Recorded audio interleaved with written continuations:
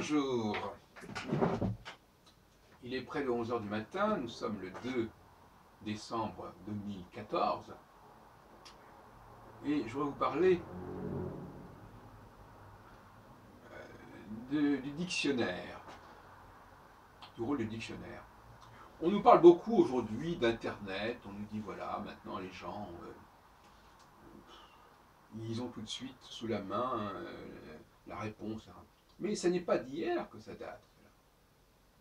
Les dictionnaires, les encyclopédies, papier, on pense à l'encyclopédie Universalis, on pense au dictionnaire Larousse en X volumes, et puis il y en avait déjà au XIXe siècle. Dans ma famille, par exemple, ma mère attachait beaucoup d'importance. Dès qu'il y avait un débat, un sujet, on allait ouvrir le dictionnaire Larousse, le fameux dictionnaire bleu, bleu clair, en je ne sais pas combien de volumes. Donc, ça ne change pas grand-chose, en fait, quelque part. D'ailleurs, l'Internet, c'est une sorte de dictionnaire ou d'encyclopédie ambulante, plus perfectionnée, certes, mais où finalement, on est toujours dans le phénomène du dictionnaire. Et de croire que le dictionnaire... alors, l'encyclopédie et le dictionnaire, c'est pas tout la même chose. Quand je parle de l'encyclopédie, d'ailleurs, évidemment, on pense tout de suite à celle du XVIIIe siècle. La grande encyclopédie de Diderot et d'Alembert. Mais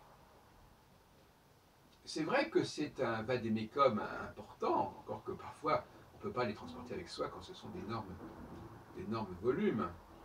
Bon, mais il y a aussi le dictionnaire de langue. Mais globalement, le dictionnaire c'est quand même un problème. Surtout quand c'est le dictionnaire des langues, je veux dire des mots communs. Bon, parce que le dictionnaire des noms propres, bon, c'est ce que c'est. Mais croire que, l'autre jour, enfin, je ne sais pas, dans les cafés philo que je fréquente, par exemple, on nous dit ah oui, ce mot-là, bah, regardons dans le dictionnaire. Ça me laisse pantois quand on me dit des choses pareilles. Bon, qui est l'auteur de ce dictionnaire on s'en fout complètement. C'est dans le dictionnaire, c'est comme quelqu'un qui dirait c'est dans le journal. C'est dans le Littré, c'est dans le Larousse, c'est dans le Robert. Il y a une sorte de religion de dictionnaire. L'autre jour, voilà, il y a des gens qui sont peu cultivés, il faut dire les choses comme elles sont. Les gens peu cultivés sont des gens qui sont accros au dictionnaire. Parce que le dictionnaire, c'est justement ce qui vient compenser leur inculture.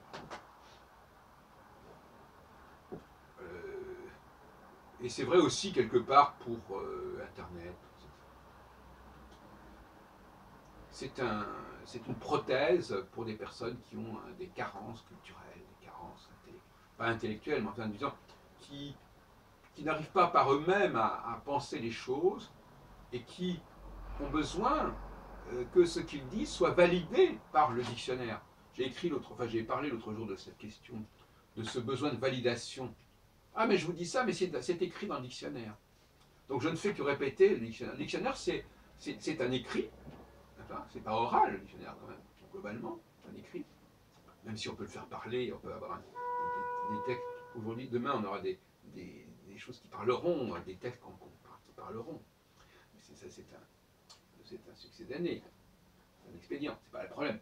Mais fondamentalement, voilà, référons-nous au dictionnaire, c'est notre point commun, voilà, soyons en accord avec le dictionnaire et disons les mêmes choses que le dictionnaire. Maintenant, alors le dictionnaire, c'est, en même temps les gens disent le dictionnaire, mais c'est la langue le dictionnaire. C'est la langue. Donc si je veux connaître une langue, eh ben, je prends le dictionnaire. Parce que, et c'est pas faux, le dictionnaire c'est le domaine du signifié. Ben oui. Parce qu'un mot isolé, ce qui est dans un dictionnaire, normalement, c'est pas un mot qui remplace un autre mot. C'est un ensemble de mots qui est censé constituer la définition, la description du mot. Et donc, quand on me donne un mot que je ne connais pas, et qu'on le remplace par 4 ou 5 mots que je connais, je peux me faire une certaine idée de ce mot que je ne connais pas. Et donc là, je passe du signifiant au signifié. C'est-à-dire que je passe à une tradition, paradoxalement, orale, dont le dictionnaire est porteur. Parce que le paradoxe, c'est que le dictionnaire est porteur d'une tradition orale, en fait. il est une tradition orale mise par écrit. Et en ce sens-là, on ne connaît une langue que par le biais d'un dictionnaire. Si je lis un ouvrage, je tombe sur des mots comme ça qui sont employés ponctuellement, mais on ne me dit pas ce que ces mots signifient. Pour savoir ce que ces mots signifient, il faut que j'aille regarder le dictionnaire de la langue dans laquelle le texte est écrit. Je ne vais pas lire un dictionnaire anglais quand je lis des textes en français, et inversement. Enfin, bien que. Quoique. Alors, voyez-vous, le dictionnaire, donc, c'est le champ même du signifié. Et d'ailleurs, on renouvelle le dictionnaire, qui est très important, pour renouveler le signifié. Quand un mot n'a plus le même sens, quand d'autres sens sont attribués à un certain mot, eh bien, ça doit figurer dans le dictionnaire, notamment dans le dictionnaire de l'Académie française, qui a commencé au XVIIe siècle, au début du XVIIe siècle. On n'a pas assez mis l'accent sur le côté gestion du signifié qui est le dictionnaire. D'ailleurs, c'est pour ça que les gens ne comprennent pas ce que c'est que la différence entre le signifiant et le signifiant, entre parenthèses. La plupart des gens, pour eux, c'est des formules qui sont complètement creuses. Mais il faut qu'ils sachent que le signifiant, c'est la langue brute, c'est-à-dire des mots qui sont là, comme ça, et le signifié nous dit ce que ces mots signifient, à un moment donné, dans un contexte donné, dans une langue donnée. Mais cela dit, effectivement, les dictionnaires devraient prendre en compte, bien évidemment, ils doivent prendre en compte les recherches qui sont faites et les intégrer dans leur colonne, dans leur page. C'est le rôle des encyclopédies. Moi-même, j'ai fait un article assez important il y a une vingtaine d'années dans l'Encyclopédie Universalis sur l'astrologie, qui est toujours en vente d'ailleurs, qui est toujours la dernière mouture existante, maintenant que l'analyse est sur Internet. En 2004, l'Encyclopédie a reconnu une nouvelle édition avec le Figaro, avec mon article qui est sorti également. Mais je veux dire par là que l'encyclopédie, c'est aussi, mais c'est pas exactement le dictionnaire. Bien que le mot encyclopédie indique l'idée de cycle, il faut circuler d'un mot à un autre. Il y a des mots qui renvoient, etc. Mais, d'ailleurs, de certaine manière, Facebook, c'est une sorte d'encyclopédie au niveau des êtres humains. Un mot, une personne renvoie à une autre personne. C'est une petite parenthèse. Puisque nous parlions des rapports nous parlions d'Internet, on parlait aussi des réseaux sociaux. Parce que quelque part, les encyclopédies, ce sont des réseaux. Et les dictionnaires aussi, ce sont des réseaux. Mais ce qui est détestable, c'est que par exemple, dans certains domaines, les dictionnaires ne sont pas du tout à jour.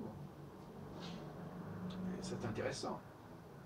Il faudrait comparer par exemple les définitions sur l'homme et la femme en 2014 et en 1914. Est-ce qu'on dit des choses beaucoup plus pertinentes, beaucoup plus sérieuses sur ces questions qu'il y a un siècle, ou il y a 2 siècles? J'ai l'impression qu'on est très en retard. Je veux dire que les dictionnaires sont très en retard sur les recherches. Parce que ces recherches ne font pas consensus, peut-être, elles font polémique, je ne sais pas. Toujours est-il qu'on s'en tient à un statu quo qui n'a plus beaucoup de signification. Et donc, d'ailleurs, il y a des gens qui s'amusent à écrire des nouveaux dictionnaires, et c'est peut-être pas complètement idiot d'ailleurs de faire cela. Enfin, c'est comme une entreprise considérable. Mais on pourrait effectivement rédiger en tout cas des articles de dictionnaires. Moi à une époque, j'avais envisagé de créé une équipe pour créer un dictionnaire de l'astrologie avec différents astrologues qui écriraient différents articles sur différents aspects de l'astrologie. C'est un travail collectif, de toute façon, un dictionnaire. C'est ce qu'a bien compris d'ailleurs l'encyclopédie Diderot et d'Alembert, qui a été rédigée par un nombre important de contributeurs au siècle des Lumières. Et le Wikipédia est aussi un dictionnaire. Un dictionnaire probablement plus pertinent que d'autres, bien que fait par un nombre illimité de contributeurs. Mais est-ce que sur certains sujets, on a tellement avancé? Je n'ai pas été voir, par exemple, sur Wikipédia, ce qu'on disait des hommes et des femmes, par exemple. Mais j'ai une certaine sympathie pour Wikipédia, c'est vrai. Puisque ça reprend le relais des dictionnaires et des encyclopédies de mon enfance. Mais d'un autre côté, il est évident que des personnes qui s'arrêteraient une fois pour toutes dans leur vie à ce qui est dans le dictionnaire, ce serait quand même assez catastrophique. Or, c'est bien le cas. Il y a une forme de sclérose liée au dictionnaire. Voilà. Ce que je sais, c'est ce qui est dans le dictionnaire. Je ne m'écarte pas de ce qui est dans le dictionnaire. J'ai des gens que je connais comme ça qui sont complètement scotchés au dictionnaire. En tout cas, c'est un hommage que je rends à ma mère, qui aurait aujourd'hui 101, bientôt 102 ans, ou 80, non c'est ça, 101, 102 ans, parce qu'elle est née en 1913, elle est morte en 2004. Elle ne jurait que par le dictionnaire, et c'est pas mal, effectivement, mais il faut aussi se dire qu'il y a des gens qui rédigent le dictionnaire, que c'est pas une espèce de truc qui vous est tombé, qui tombe d'en haut. Il y a des auteurs, il y a des rédacteurs.